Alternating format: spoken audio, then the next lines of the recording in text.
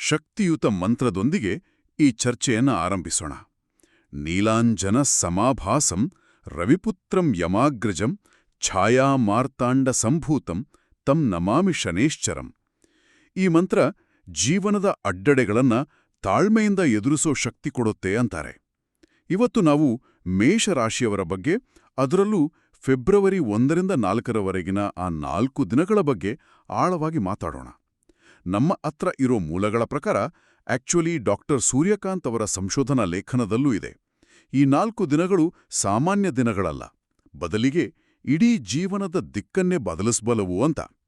ಹೌದು, ಒಂದು ನಿರ್ಣಾಯಕ ನಿರ್ಧಾರ, 2 ಅನಿರೀಕ್ಷಿತ ಘಟನೆಗಳು ಮತ್ತು ಒಂದು ದೊಡ್ಡ ಅವಕಾಶ, ಇಷ್ಟು ಕಾದಿದೆ ಅಂತ ಈ ವಿಶ್ಲೇಷಣೆಗಳು ಹೇಳ್ತವೆ. ಹಾಗಾದ್ರೆ ಏನಿದು ಇಷ್ಟು ವಿಶೇಷ ಈ 4 ದಿನಗಳಲ್ಲಿ? ಗ್ರಹಗಳ ಸ್ಥಿತಿ ಹೇಗಿದೆ ಆ ಸಮಯದಲ್ಲಿ? ಇದೇ ನಮ್ಮ ಚರ್ಚೆಯ ಕೇಂದ್ರ ಬಿಂದು.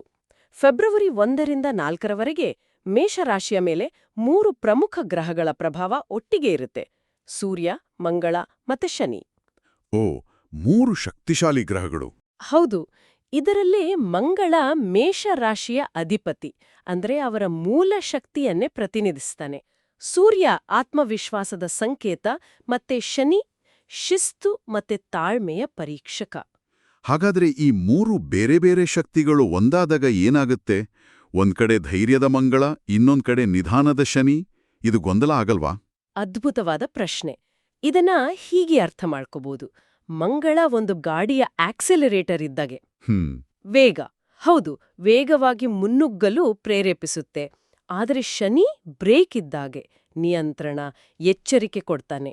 ಸರಿ, ಆಕ್ಸಲರೇಟರ್ ಮತ್ತೆ ಬ್ರೇಕ್ ಎರಡನ್ನೂ ಒಟ್ಟಿಗೆ ಒತ್ತಿದ ಹಾಗೆ. ನಿಖರವಾಗಿ. ಆಗ ಏನಾಗುತ್ತೆ? ವಾಹನ ನಿಲ್ಬಹುದು ಅಥವಾ ಒಂದು ಕಂಟ್ರೋಲ್ಡ್ ಸ್ಪೀಡ್ನಲ್ಲಿ ಹೋಗ್ಬೋದು. ಮೇಷರಾಶಿಯವರಿಗೆ ಆಗೋದೇ ಇದು. ಅಂದ್ರೆ ಅವರ ಧೈರ್ಯಕ್ಕೆ ಒಂದು ಶಿಸ್ತು ಸಿಗುತ್ತೆ. ಹೌದು, ಮೂಲಗಳು ಇದನ್ನೇ ಅಡಗಿರುವ ಶಕ್ತಿಯ ಅನಾವರಣ ಅಂತ ಹೇಳೋದು.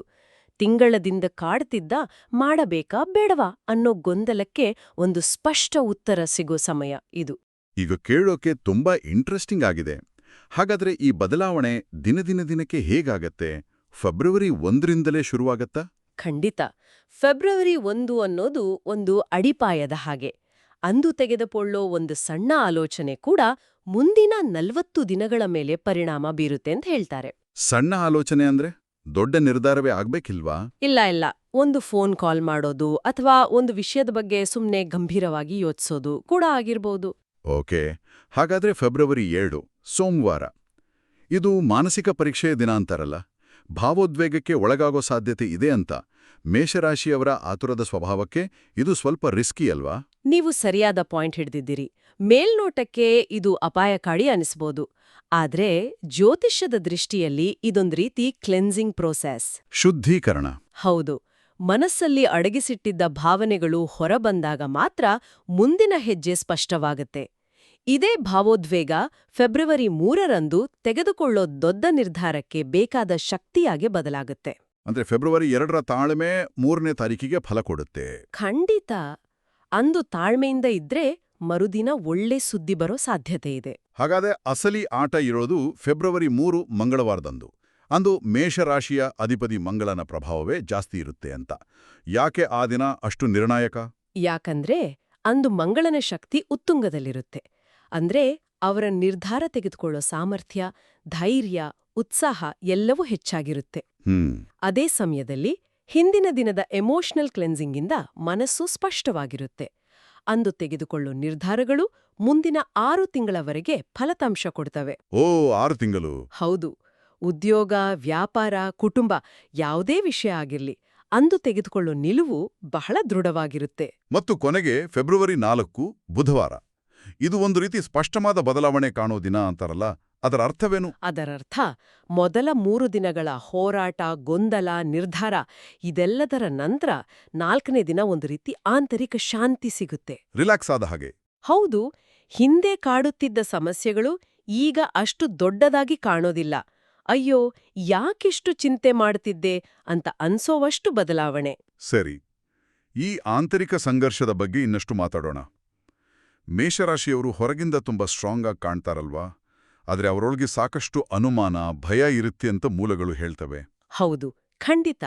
ಇದೇ ಅವರ ವ್ಯಕ್ತಿತ್ವದ ಒಂದು ಕುತೂಹಲಕಾರಿ ಭಾಗ. ಅವರ ಧೈರ್ಯದ ಹಿಂದೆ ಒಂದು ಸೂಕ್ಷ್ಮ ಮನಸ್ಸಿರುತ್ತೆ. ಈ 4 ದಿನಗಳಲ್ಲಿ ಹಿಂದೆ ತೆಗೆದುಕೊಂಡ ನಿರ್ಧಾರಗಳ ಬಗ್ಗೆ ಪದೇ ಪದೇ ಯೋಚಿಸೋದು. Over thinking. ಎಕ್ಸಾಕ್ಟ್ಲಿ. ಸಣ್ಣ ಸಣ್ಣ ವಿಷಯಗಳಿಗೂ ಹೆಚ್ಚು ಪ್ರಾಮುಖ್ಯತೆ ಕೊಡೋದು ಕಾಣಬಹುದು. ಬೇರೆಯವರ ಒಂದು ಸಣ್ಣ ಮಾತು ಕೂಡ ಅವರ ಮನಸ್ಸಿನ ಮೇಲೆ ದೊಡ್ಡ ಪ್ರಭಾವ ಬೀರಬಹುದು. ಹಾಗಾದ್ರೆ ಇದನ್ನ ಅವರ ದೌರ್ಬಲ್ಯ ಅಂತ ತಿಳ್ಕೋಬೇಕಾ? ಖಂಡಿತ ಇಲ್ಲ. ಜ್ಯೋತಿಷ್ಯ ಶಾಸ್ತ್ರದ ಪ್ರಕಾರ ಇದು ದೌರ್ಬಲ್ಯ ಅಲ್ಲ, ಬದಲಿಗೆ ಪರಿವರ್ತನೆಯ ಸಂಕೇತ. ಆಳವಾದ ಆಲೋಚನೆ ಇಲ್ಲದೆ ಯಾವುದೇ ದೊಡ್ಡ ಬದಲಾವಣೆ ಸಾಧ್ಯವಿಲ್ಲ ಅಲ್ವಾ? ಫೆಬ್ರವರಿ 2ರಂದು ಭಾವೋದ್ವೇಗದಿಂದ ಕೂಡಿದ ಮನಸ್ಸು ಫೆಬ್ರವರಿ 3ರಂದು ಶನಿಯ ಪ್ರಭಾವದಿಂದ ಸ್ಪಷ್ಟತೆಗೆ ಬರುತ್ತೆ. ಅಂದರೆ ಆ ಗೊಂದಲವೇ ದಾರಿ ತೋರಿಸುತ್ತೆ. ಹೌದು. ಏನು ಮಾಡಬೇಕು, ಏನು ಮಾಡಬಾರ್ದು ಅನ್ನೋದ್ರ ಬಗ್ಗೆ ದೃಢವಾದ ನಿಲುವಿಗೆ ಬರಲು ಈ ಆಂತರಿಕ ಸಂಘರ್ಷವೇ ಸಹಾಯ ಮಾಡುತ್ತೆ. ಹಾಗಾದ್ರೆ ಈ 4 ದಿನಗಳು ಒಂದು ಕನ್ನಡಿ ಹಿಡಿದ ಹಾಗೆನಾ? ಅವರು ಯಾರು, ಅವರಿಗೆ ನಿಜವಾಗ್ಲೂ ಏನ್ ಬೇಕು ಅಂತ ತೋರಿಸೋ ಕನ್ನಡಿ. ನಿಖರವಾಗಿ. ಈ ಅವಕಾಶವನ್ನ ಸರಿಯಾಗಿ ಬಳಸ್ಕೊಳ್ಳದಿದ್ರೆ ಮತ್ತೆ ಅದೇ ಗೊಂದಲಕ್ಕೆ ಸಿಲುಕೋ ಸಾಧ್ಯತೆ ಇದೆ ಅಂತ ಮೂಲಗಳು ಎಚ್ಚರಿಸ್ತವೆ. ಓಕೆ. ಈ ಹೊಸ ಸ್ಪಷ್ಟತೆ ಅವರ ವೃತ್ತಿ ಮತ್ತೆ ಆರ್ಥಿಕ ಜೀವನದ ಮೇಲೆ ಹೇಗೆ ಪರಿಣಾಮ ಬೀರುತ್ತೆ? ಉದ್ಯೋಗದಲ್ಲಿರುವವರಿಗೆ ಇದು ನಿರ್ಣಾಯಕ ಸಮಯ ಅಂತ ಹೇಳಲಾಗಿದೆಯಲ್ಲ? ಹೌದು. ನಾನು ಮಾಡ್ತಿರೋ ಕೆಲ್ಸ ಸರಿಯಿದ್ಯಾ ಅಥವಾ ಬದಲಾವಣೆ ಬೇಕಾ ಅನ್ನೋ ಪ್ರಶ್ನೆ ಅವರ ಮನಸ್ಸಲ್ಲಿ ಬಲವಾಗಿ ಮೂಡಬಹುದು. ಫೆಬ್ರವರಿ 1ರಂದು ಮೇಲಧಿಕಾರಿಗಳ ಮನೋಭಾವ ಸ್ಪಷ್ಟವಾಗುತ್ತೆ. ಹೇಗೆ? ಅವರಿಂದ ಪ್ರಶಂಸೆ ಸಿಗಬಹುದು ಅಥವಾ ಅವರ ಮೌನವೇ ಒಂದು ಉತ್ತರ ಆಗಿರಬಹುದು. ಆ ಮೌನವನ್ನ ಕಡಿಮೆ ಅಂದಾಜು ಮಾಡಬಾರ್ದು. ಫೆಬ್ರವರಿ 2ರಂದು ಕೆಲಸದ ಒತ್ತಡ ಜಾಸ್ತಿ ಇರುತ್ತೆ ಅಂತನೂ ಇದೆ. ಹೌದು. ಮತ್ತು ಸಹೋದ್ಯೋಗಿಗಳ ಜೊತೆ ಮಾತನಾಡುವಾಗ ಜಾಗರೂಕತೆ ಬೇಕು. ಒಂದು ಸಣ್ಣ ಮಾತಿನಿಂದಲೂ ತಪ್ಪು ತಿಳುವಳಿಕೆ ಆಗಬಹುದು. ಆದ್ರೆ ಇಲ್ಲೊಂದು ಇಂಟ್ರೆಸ್ಟಿಂಗ್ ಟ್ವಿಸ್ಟ್ ಇದೆ ಅನ್ಸುತ್ತೆ. ಖಂಡಿತ. ಫೆಬ್ರವರಿ 3 ಉದ್ಯೋಗಿಗಳಿಗೆ ಬಹಳ ಶಕ್ತಿಯುತವಾದ ದಿನ. ಮಂಗಳನ ಪ್ರಭಾವದಿಂದ ತಮ್ಮ ಅಭಿಪ್ರಾಯಗಳನ್ನ ಧೈರ್ಯವಾಗಿ ಮಂಡಿಸೋ ಶಕ್ತಿ ಬರುತ್ತೆ. ಬಡ್ತಿ ಅಥವಾ ಹೊಸ ಜವಾಬ್ದಾರಿಗಳು? ಹೌದು. ಅದರ ಬಗ್ಗೆ ಚರ್ಚೆಗಳು ನಡೀಬಹುದು ಅಥವಾ ಹೊಸ ಜವಾಬ್ದಾರಿ ಸಿಗ್ಬಹುದು. ಆರಂಭದಲ್ಲಿ ಇದು ಹೊರೆ ಅನ್ಸಿದ್ರೂ ದೀರ್ಘಾವಧಿಯಲ್ಲಿ ಅತ್ಯಂತ ಲಾಭದಾಯಕವಾಗಿರುತ್ತೆ. ಸರಿ. ಇನ್ನು ವ್ಯಾಪಾರದಲ್ಲಿರುವವರಲ್ಲೇ ಈ ದಿನಗಳು ಹೇಗಿರ್ತವೆ? ಲಾಭ ನಷ್ಟದ ವಿಷಯದಲ್ಲಿ ಏನು ನಿರೀಕ್ಷಿಸಬಹುದು? ವ್ಯಾಪಾರದಲ್ಲಿರುವವರಿಗೆ ಈ ದಿನಗಳು ಲಾಭ ಮತ್ತೆ ನಷ್ಟದ ನಡುವೆ ಬ್ಯಾಲೆನ್ಸ್ ಮಾಡೋದನ್ನ ಕಲಿಸ್ತವೆ. ಅಂದ್ರೆ ಅಪ್ಸ್ ಅಂಡ್ ಡೌನ್ಸ್ ಇರುತ್ತಾ? ಹೌದು. ಫೆಬ್ರವರಿ 1ರಂದು ಬಂದ ಹಣ 2ರಂದು ಅನಿರೀಕ್ಷಿತವಾಗಿ ಖರ್ಚಾಗಬಹುದು. ಇದು ಚಿಂತೆ ತರಬಹುದು. ಆದ್ರೆ ಫೆಬ್ರವರಿ 3ರಂದು ಹೊಸ ಆರ್ಡರ್ಗಳು ಅಥವಾ ಬಾಕಿ ಇದ್ದ ಹಣ ವಸೂಲಾಗೋ ಸಾಧ್ಯತೆಯಿದೆ. ಅಂದ್ರೆ ತಾಳ್ಮೆಯಿಂದ ಇರಬೇಕು. ಖಂಡಿತ. ಅಂದು ಮಾಡೋ ಯಾವುದೇ ಒಪ್ಪಂದ ಮುಂದಿನ 6 ತಿಂಗಳ ವ್ಯಾಪಾರಕ್ಕೆ ಬಲವಾದ ಅಡಿಪಾಯ ಹಾಕ್ಕೊಡ್ತೆ. ಹಾಗಾದ್ರೆ ಆರ್ಥಿಕ ಸ್ಥಿರತೆ ಬಗ್ಗೆ ಏನ್ ಹೇಳ್ಬೋದು? ಫೆಬ್ರವರಿ 4ರಂದು ಏನಾಗುತ್ತೆ? ಚಿತ್ರಣ ಸಿಗತ್ತೆ. ಹಣಕಾಸಿನ ವಿಷಯದಲ್ಲಿ ಒಂದು ಹೊಸ ಶಿಸ್ತನ್ನ ಅಳವಡಿಸ್ಕೊಳ್ಳೋಕೆ ಇದು ಸರಿಯಾದ ಸಮಯ. ಸರಿ. ವೃತ್ತಿ ಮತ್ತು ಹಣಕಾಸಿನ ನಂತರ ಸಂಬಂಧಗಳ ಕಡೆಗೆ ಬರೋಣ. ಈ 4 ದಿನಗಳಲ್ಲಿ ಸಂಬಂಧಗಳಲ್ಲಿನ ಸತ್ಯಗಳು ಹೊರಬರ್ತವೆ ಅಂತ ಹೇಳಲಾಗಿದೆಯಲ್ಲ? ಹೌದು. ಈ ಗ್ರಹ ಸಂಯೋಜನೆಯು ಅವರ ಗಮನವನ್ನ ಕುಟುಂಬ ಮತ್ತೆ ಆಪ್ತರ ಕಡೆಗೆ ತಿರುಗಿಸುತ್ತೆ. ಫೆಬ್ರವರಿ 1ರಂದು ಕುಟುಂಬದಲ್ಲಿ ಒಂದು ಚರ್ಚೆ ನಡೆಯಬಹುದು. ಸಣ್ಣ ವಿಷಯದ ಮೇಲ? ವಿಷಯ ಸಣ್ಣದಿರಬಹುದು, ಆದ್ರೆ ಅದರ ಹಿಂದಿನ ಭಾವನೆಗಳು ಬಹಳ ಆಳವಾಗಿರ್ತವೆ. ಹಿರಿಯರ ಮಾತುಗಳು ಕಠಿಣ ಅನಿಸಬಹುದು, ಆದ್ರೆ ಅದರಲ್ಲಿರೋ ಕಾಳಜಿ ನಂತರ ಅರ್ಥ ಆಗುತ್ತೆ. ಪ್ರೇಮ ಜೀವನದ ಬಗ್ಗೆ ಏನು ಹೇಳಲಾಗಿದೆ? ಫೆಬ್ರವರಿ 2ರಂದು ಸೂಕ್ಷ್ಮತೆ ಇರುತ್ತೆ ಅಂತ. ಹೌದು. ಅಂದು ಚಂದ್ರನ ಪ್ರಭಾವದಿಂದ ಮನಸ್ಸು ಹೆಚ್ಚು ಭಾವನಾತ್ಮಕವಾಗಿ ಇರುತ್ತೆ. ಪ್ರೇಮಿಗಳ ನಡುವೆ ಹಳೆಯ ವಿಷಯಗಳು ಮತ್ತೆ ಚರ್ಚೆಗೆ ಬರಬಹುದು. ಹಾಗಾದ್ರೆ ಏನ್ ಮಾಡ್ಬೇಕು? ವಾದ ಮಾಡೋದಾ? ಬೇಡ. ಮಂಗಳನ ಪ್ರಭಾವದಿಂದ ವಾದ ಮಾಡುವ ಪ್ರವೃತ್ತಿ ಹೆಚ್ಚಾಗತ್ತೆ. ಆದರೆ ಶನಿ ತಾಳ್ಮೆಯನ್ನ ಕಲಿಸ್ತಾನೆ. ಹಾಗಾಗಿ ಅಂದು ವಾದಕ್ಕಿಂತ ಮೌನವಾಗಿರೋದು ಉತ್ತಮ. ಓಕೆ. ಇನ್ನು ವಿವಾಹಿತರಿಗೆ ಫೆಬ್ರವರಿ 3 ಒಂದು ಪ್ರಮುಖ ನಿರ್ಧಾರದ ದಿನ ಆಗ್ಬಹುದು ಉಂಟಲ್ಲ? ಹೌದು. ಅದು ಮನೆ, ಮಕ್ಕಳು ಅಥವಾ ಆರ್ಥಿಕ ವಿಷಯದ ಬಗ್ಗೆ ಇರಬಹುದು. ಇಲ್ಲಿ ಸಂಗಾತಿಯ ಪಾತ್ರ ಅತ್ಯಂತ ಮುಖ್ಯ. ಅಂದ್ರೆ ನಾನು ಅನ್ನೋದಕ್ಕಿಂತ ನಾವು ಅನ್ನೋದು ಮುಖ್ಯವಾಗತ್ತೆ. ನಿಖರವಾಗಿ. ಏಕಾಂಗಿಯಾಗಿ ನಿರ್ಧಾರ ತೆಗೆದುಕೊಳ್ಬಾರ್ದು. ಸಂಗಾತಿಯ ಅಭಿಪ್ರಾಯಕ್ಕೆ ಗೌರವ ಕೊಟ್ರೆ ಸಂಬಂಧ ಇನ್ನಷ್ಟು ಬಲಗೊಳ್ಳುತ್ತೆ. ಕೊನೆಗೆ ಫೆಬ್ರವರಿ 4ರಂದು ಸಂಬಂಧಗಳಲ್ಲಿ ಸ್ಪಷ್ಟತೆ ಬರುತ್ತೆ ಅಂತಾರಲ್ಲ, ಇದು ಸ್ವಲ್ಪ ನೋವು ಪಡೋ ಸತ್ಯ ಕೂಡ ಆಗಿರ್ಬೋದಾ? ಆಗಿರಬಹುದು. ಯಾರು ನಿಜವಾಗ್ಲೂ ಜೊತೆಗಿದ್ದಾರೆ, ಯಾರು ಕೇವಲ ಅಗತ್ಯಕ್ಕೆ ಇದ್ದಾರೆ ಅನ್ನೋದು ಸ್ಪಷ್ಟವಾಗಿ ಅರ್ಥ ಆಗುತ್ತೆ. ಇದು ಕೆಲವು ಸಂಬಂಧಗಳಲ್ಲಿ ಅಂತರ ತರಬಹುದು, ಆದ್ರೆ ನಿಜವಾದ ಸಂಬಂಧಗಳನ್ನ ಗಟ್ಟಿಗೊಳಿಸುತ್ತೆ. ಸರಿ, ಈಗ ಆರೋಗ್ಯದ ಕಡೆಗೆ ಬರೋಣ. ಆರೋಗ್ಯದ ವಿಚಾರ ಇದನ್ನು ಮೇಷರಾಶಿಯವರು ಸಾಮಾನ್ಯವಾಗಿ ನೆಗ್ಲೆಕ್ಟ್ ಮಾಡ್ತಾರಲ್ವಾ? ಹೌದು, ಖಂಡಿತ. ಕೆಲ್ಸ, ಜವಾಬ್ದಾರಿಗಳೇ ಮುಖ್ಯ ಅಂತ ದೇಹ ನೀಡೋ ಸಂಕೇತಗಳನ್ನ ಕಡೆಗಣಿಸ್ತಾರೆ. ಆದ್ರೆ ಈ 4 ದಿನಗಳಲ್ಲಿ ಶನಿಯ ಪ್ರಭಾವ ದೇಹದ ಮೇಲೆ ಗಮನ ಹರಿಸುವಂತೆ ಮಾಡುತ್ತೆ. ಹಾಗಾದ್ರೆ ಫೆಬ್ರವರಿ 1ರಂದು ಏನು ನಿರೀಕ್ಷಿಸಬಹುದು? ಅಂದು ಬೆಳಿಗ್ಗೆ ಏಳುವಾಗ್ಲೇ ದೇಹ ಭಾರ ಅನಿಸೋದು, ಕುತ್ತಿಗೆ ನೋವು, ಕಣ್ಣುಗಳಿಗೆ ಆಯಾಸ, ಈ ರೀತಿ ಸಮಸ್ಯೆಗಳು ಕಾಣಿಸ್ಕೊಳ್ಬಹುದು. ಇದು ದೇಹಕ್ಕೆ ವಿಶ್ರಾಂತಿ ಬೇಕು ಅನ್ನೋದರ ಸೂಚನೆ. ಓಕೆ. ಫೆಬ್ರವರಿ 2ರಂದು ಜೀರ್ಣಕಾರಿ ಸಮಸ್ಯೆ ಅಂಟಾರಲ್ಲ, ಯಾಕೆ? ಅದು ಮಂಗಳನ ಉಷ್ಣತೆಯ ಪರಿಣಾಮ. ದೇಹದಲ್ಲಿ ಪಿತ್ತ ಹೆಚ್ಚಾಗಬಹುದು. ಹಾಗಾಗಿ ಅಸಿಡಿಟಿ, ಜೀರ್ಣಕಾರಿ ಸಮಸ್ಯೆಗಳು ಬರಬಹುದು. ಹೊರಗಿನ ಆಹಾರ, ಮಸಾಲೆ ಪದಾರ್ಥಗಳಿಂದ ದೂರ ಇರೋದು ಒಳ್ಳೆಯದು. ಇನ್ನು ಫೆಬ್ರವರಿ 3ರಂದು ಶಕ್ತಿ ಹೆಚ್ಚಾದ್ರೂ ವಾಹನ ಚಲಾಯಿಸುವಾಗ ಜಾಗರೂಕತೆ ಅತ್ಯಗತ್ಯ ಅಂತ ಎಚ್ಚರಿಸಲಾಗಿದೆ. ಹೌದು, ಮಂಗಳ ಶಕ್ತಿ ಮತ್ತು ವೇಗದ ಗ್ರಹ. ಅಂದು ನಾನು ಏನು ಬೇಕಾದ್ರೂ ಮಾಡಬಲ್ಲೆ ಅನ್ನೋ ಅತಿಯಾದ ಆತ್ಮವಿಶ್ವಾಸ ಬರಬಹುದು.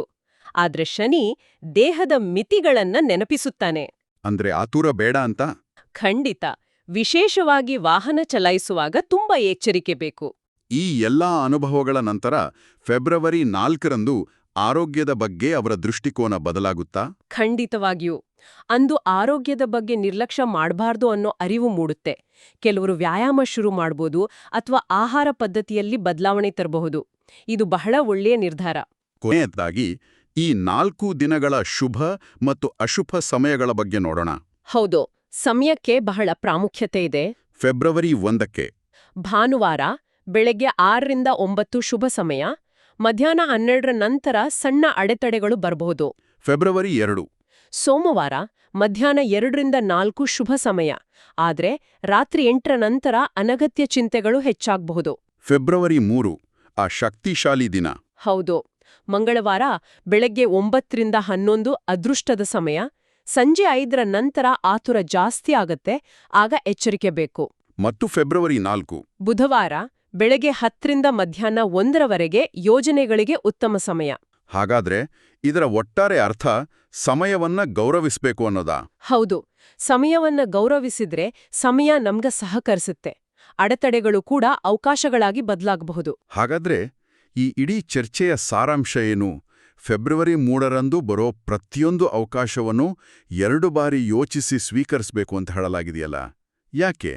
ಯಾಕಂದ್ರೆ ಮಂಗಳನ ಪ್ರಭಾವದಿಂದ ಕೆಲವು ಅವಕಾಶಗಳು ಮೇಲ್ನೋಟಕ್ಕೆ ಬಹಳ ಆಕರ್ಷಕವಾಗಿ ಕಾಣಬಹುದು. ಆದ್ರೆ ಶನಿ ಅದರ ದೀರ್ಘಾವಧಿಯ ಪರಿಣಾಮಗಳ ಬಗ್ಗೆ ಎಚ್ಚರಿಸುತ್ತಾನೆ. ಅಂದ್ರೆ ತಕ್ಷಣಕ್ಕೆ ನಿರ್ಧಾರ ಮಾಡಬಾರ್ದು. ಹೌದು, ದೀರ್ಘಕಾಲೀನ ಪರಿಣಾಮಗಳ ಬಗ್ಗೆ ಯೋಚಿಸೋದು ಜಾಣತನ. ಈ ಅವಧಿಯ ಪ್ರಮುಖ ಎಚ್ಚರಿಕೆ ಅಂದ್ರೆ ಕೋಪ ಮತ್ತೆ ಅಹಂಕಾರ ಅಲ್ವಾ? ಖಂಡಿತ. ಇವೆರಡರ ಮೇಲೆ ಹಿಡಿತ ಸಾಧಿಸುವುದೇ ಈ 4 ದಿನಗಳ ಅತಿದೊಡ್ಡ ಸವಾಲು. ಒಂದು ಆತುರದ ಮಾತು ಅಥವಾ ಒಂದು ಅಹಂಕಾರದ ನಡೆ ಒಂದು ಒಳ್ಳೆಯ ಅವಕಾಶವನ್ನ ಕೈತಪ್ಪುವಂತೆ ಮಾಡಬಹುದು. ಅಂತಿಮವಾಗಿ ಈ 4 ದಿನಗಳು ಒಂದು ಪಾಠದ ಹಾಗೆ. ಇಲ್ಲಿ ಏನು ಗಳಿಸಿದ್ದೀರಿ ಅನ್ನೋದಕ್ಕಿಂತ ಏನು ಕಲ್ತಿದ್ದೀರಿ ಅನ್ನೋದು ಮುಖ್ಯ. ಸಂಪೂರ್ಣವಾಗಿ ಸರಿ. ತಾಳ್ಮೆ, ಸಮಯಕ್ಕೆ ಗೌರವ ಮತ್ತೆ ಭಯ ಹಾಗೂ ಅಹಂಕಾರವಿಗದ ಜೀವನ, ಇವೇ ಈ ದಿನಗಳು ನೀಡೋ ಸಂದೇಶ. ಇದು ಒಂದು ಅಂತ್ಯ ಅಲ್ಲ, ಬದಲಿಗೆ ಒಂದು ಹೊಸ ಆರಂಭ. ಹೌದು, ಜೀವನ ನಮಗೆ ಬೇಕಾದ ಅನುಭವಗಳನ್ನ ಖಂಡಿತ ಕೊಡುತ್ತೆ. ಈ 4 ದಿನಗಳು ಅಂಥದ್ದೇ ಒಂದು ಅನುಭವ. ಈ ಹೊಸ ಆರಂಭವನ್ನ ಹೇಗೆ ಸ್ವೀಕರಿಸುತ್ತಾರೆ ಅನ್ನೋದರ ಮೇಲೆ ಭವಿಷ್ಯ ನಿಂತಿದೆ. ಈ ಚರ್ಚೆಯ ನಂತರ ಯೋಚಿಸಲು ಒಂದು ಪ್ರಶ್ನೆ ಮೂಡುತ್ತೆ. ಈ 4 ದಿನಗಳ ಪರಿವರ್ತನೆಯ ಪಾಠಗಳನ್ನ ಗಮನಿಸಿದ ನಂತರ ತಮ್ಮ ಜೀವನದ ಕಥೆಯಲ್ಲಿ ಮುಂದಿನ ಅಧ್ಯಾಯವನ್ನ ಬರೆಯಲು ಯಾವ ಮೊದಲ ಹೆಜ್ಜೆಯನ್ನ ಇಡಬಹುದು?